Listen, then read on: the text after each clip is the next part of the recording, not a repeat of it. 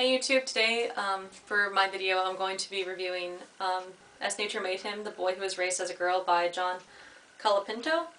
And I briefly mentioned this in my I Like Big Books and I Cannot Lie vlog at the beginning of the month. And so basically the story it's a true story, it's a biography, and the story goes that these two boys who were just over a year old went in for a routine circumcision, and the person who was supposed to perform the operation was not there that day for whatever reason, and a general practitioner actually performed the surgery and used a tool that typically isn't used for circumcising children. He used something that cuts and cauterizes the wound at the same time.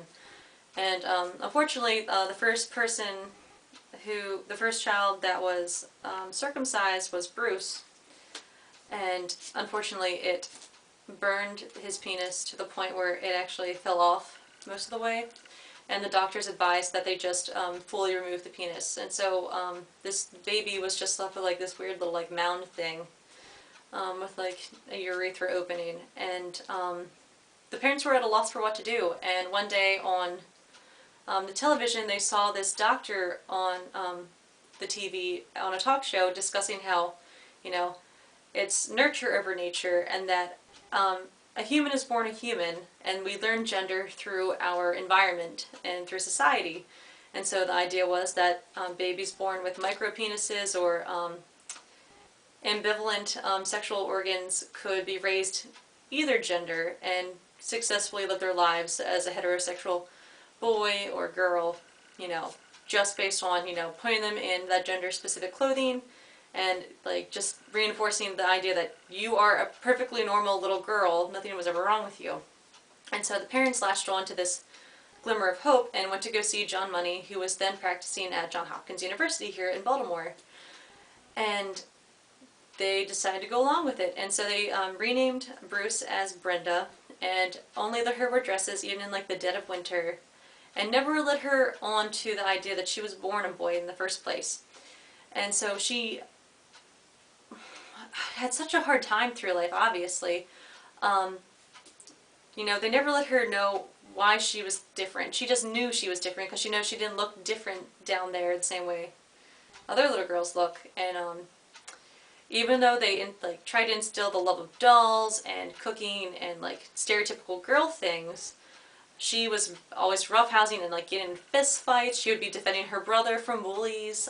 She would pee standing up even though her parents kept telling her, no, girls don't do that, and you're a girl, so you shouldn't pee standing up. And stuff like that. And every year she would have to go, or he would have to go back to Dr. John Money and have these extensive long interviews alone with him. And in the book he learned that both the children, both the twins, Brian and Bruce, now Brenda, would be alone in the room with John Money, and he was the kind of person who believes that not only should kids be exposed to sex at a very early age, but they should be encouraged to simulate it on one another. So he actually had Brian simulating sex on his sister. And then John Money allegedly was taking photos of them, so potentially taking child pornography photos and all kinds of crazy stuff. And it comes out in the book that John Money, when he was working on his PhD, actually researched and wrote his thesis on sexual psychology and how it doesn't matter how you raise a child, it's their nature, it's their chromosomes that dictate gender.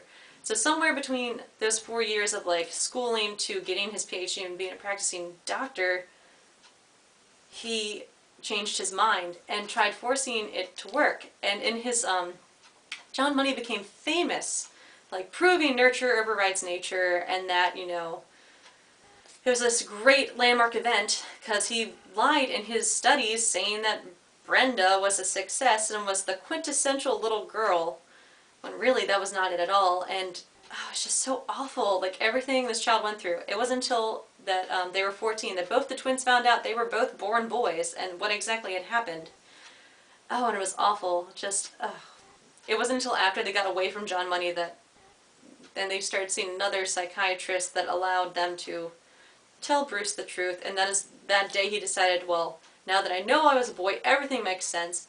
I'm going to live my life as a boy. And he ended up using the settlement money from the hospital who botched the circumcision to get, you know, surgery done to create a false penis. And now he lives happily married with his wife, and his wife had 3 children prior to him, so now he has children he's raising.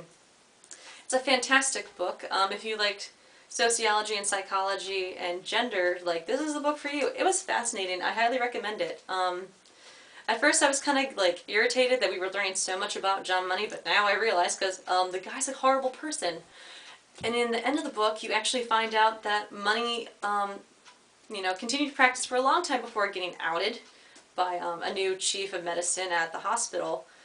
And during the time, he had recommended to so many people, even after seeing Brenda's like case fail horribly wrong, kept suggesting that, you know, any child can be raised an opposite gender as long as like the nurturing is like, the environment is cohesive to this.